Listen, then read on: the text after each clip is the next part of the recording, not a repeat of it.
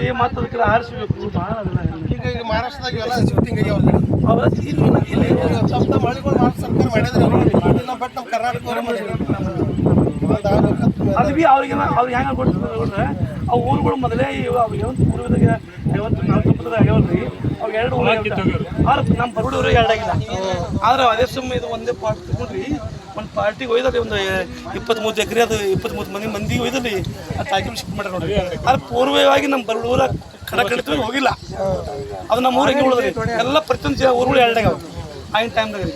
ಅರ್ಜುನ್ಗೆ ಆಗ್ಯದ ತೆಗ್ಗೆಳ ಎಲ್ಲ ಆಗ್ಯಾವ್ರಿ ನಾದಾಗ್ಯದ ಹಾಂ ಆ ಕಡೆ ಅದು ಯಡಿಯೂರಪ್ಪನ ನೋಡ್ರಿ ಅವೆಲ್ಲ ಹೋಗಿ ಶಿಫ್ಟ್ ಮಾಡ್ಯಾರಿ ನಮ್ಗೆ ಯಡಿಯೂರಪ್ಪನ ಕಾಲದಾಗೆ ಅದು ಒಯ್ದು ಒಂದು 20-30 ಮನೆಗಳ ಮಾಡ್ಯಾರ ನೋಡ್ರಿ ತಾಕಿ ಬೆಲೆ